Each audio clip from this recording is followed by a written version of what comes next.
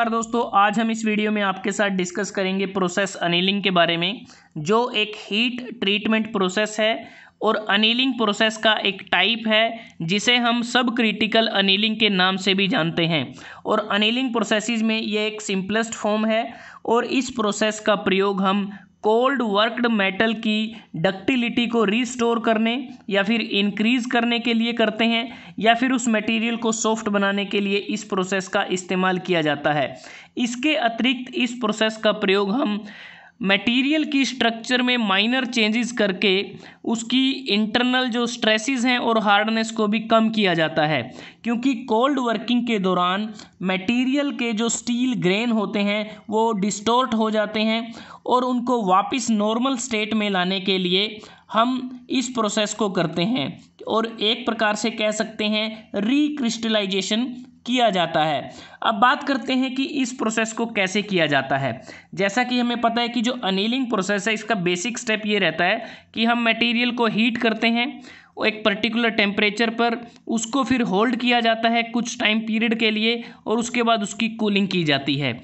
अब बात करते हैं कि जो लो कार्बन स्टील या फिर हाइपोयूटेक्टोइड स्टील, अब हाइपोयूटेक्टोइड स्टील वो होते हैं जिसमें कार्बन परसेंटेज 0.83% से कम होती है। अगर आप इस डायग्राम को देखें, 0.83% तक जो कार्बन होती है वो हाइपोयूटेक्टोइड स्टील कहलाते हैं। अगर 0.83 से 2.14% तक कार्बन है तो वो हाइपर यूटेक्टोइड स्टील कहलाते हैं। अब बात करते हैं कि जो स्टील वायर या जो सीट प्रोडक्ट होते हैं वो एक प्रकार से जो मटेरियल हैं उनको गर्म किया जाता है और गर्म करने के लिए एक टेम्परेचर रेंज रखी जाती है कि जो मटेरियल जिसे हमें प्रोसेस अनीलिंग से गुजारना है उसे हम लोअर क्रिटिकल टेम्परेचर से थोड़ा सा नीचे उसको गर्म किया जाता है, क्योंकि जो स्टील होता है उसका लोअर क्रिटिकल टेम्परेचर अगर हम बात करें वो 723 डिग्री सेल्सियस होता है और इसे हम A1 के द्वारा दर्शाया जाता है। और लोअर क्रिटिकल टेम्परेचर लाइन, ये वाली जो लाइन है आपको नज़र आ रही है, अब इस लाइन से थोड़ा सा नीचे जो टेम्परेचर रेंज है उस पर इस पर्टिकुलर मटेरियल को गर्म किया जाएगा और वो जो रेंज रहती है वो 550 डिग्री सेल्सियस से 700 डिग्री सेल्सियस के बीच में रहेगी। वो डिपेंड करेगा कि मटेरियल में कार्बन कंटेंट कितना है। तो इस पर्टिकुलर टेम्परेचर पर स्टील को गर्म किया जाता है और उस सूटेबल जो टेम्परेचर सेलेक्ट किया गया है उस टेम्परेचर पर मटेरियल को होल्ड किया जाएगा। होल्ड करने के बाद स्लो कूलिंग की जाएगी स्टील की एयर में। स्लो कूलिंग इसलिए करते हैं ताकि जो मेटल या जो स्टील है जिसे हम अपनी आवश्यकता अनुसार सॉफ्ट बना सकें और फर्दर उसको कोल्ड वर्किंग ऑपरेशन के लिए यूज किया जा सके, क्योंकि उस मटेरियल को फिर से यूज किया जाएगा डीप ड्राइंग ऑपरेशन में, वायर ड्राइंग ऑपरेशन में फिर से इसको यूज कर सकते हैं।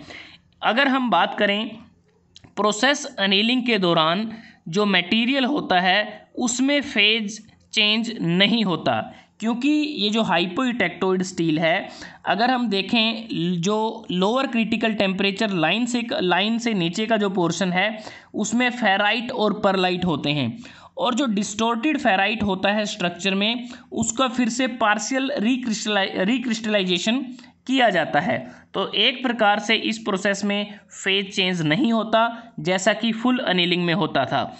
दूसरी बात कि जो प्रोसेस अनीलिंग होती है उस दौरान जो मटेरियल या जो स्टील है उसको सॉफ्ट बनाया जाता है, उसकी डक्टिलिटी को इंक्रीज किया जाता है और इसका मेन काम ये भी रहता है कि हमें स्टील की जो मशीनेबिलिटी है उसको भी इम्प्रूव करना होता है।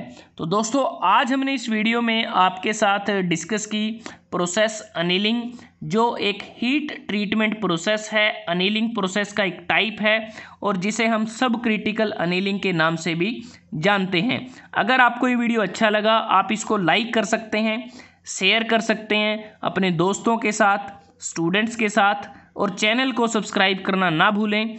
जल्द ही हाजिर होते हैं एक नए वीडियो के साथ। तब तक के लिए धन्यवाद। आपका दिन शुभ रहे।